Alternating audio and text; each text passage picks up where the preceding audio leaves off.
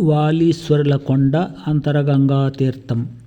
ఈ ఆలయం రామసముద్రం నుండి 13 కిలోమీటర్ల దూరంలో శ్రీనివాసపురం రోడ్డు గుండా బలసముద్రం గేట్ మీదుగా వాలీశ్వరుల కొండపైకి వెళ్ళాలి. కొండపైకి రహదారితో పాటు పూర్వకాలము నాటి నడకదారి ఉంది. వాలీశ్వర స్వామి ఆలయానికి ఉత్తరంగా 1/2 కిలోమీటరు దూరములో పల్లములో పూలకుంట క్రింది భాగంలో ఈ అంతరగంగా తీర్థము ఉంది.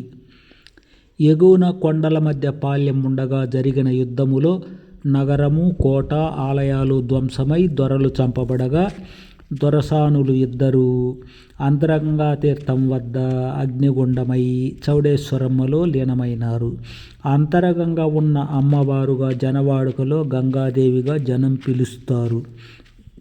పూర్వకాలం నాటి ఆచారం ప్రకారం అమ్మవారికి బలి పూజలు నిర్వహిస్తారు.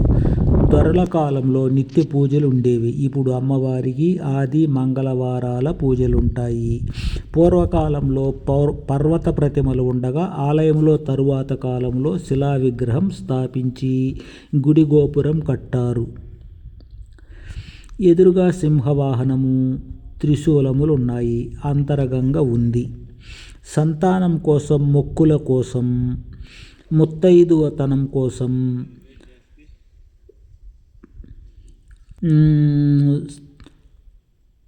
స్త్రీలు ఎదురుగా ఉన్న చెట్టుకు ఊయలలు కట్టి అమ్మవారికి గాజులు, పసుపు కుంకుమలు సమర్పిస్తారు.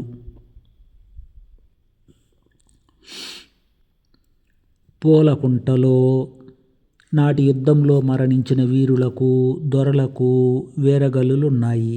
కొందరు భటులకు 7 చుట్ల కోటలు కట్టారు. కొండపై కొన్ని నీటి మడుగులు కోనేర్లుగా పిలువబడుతున్నాయి.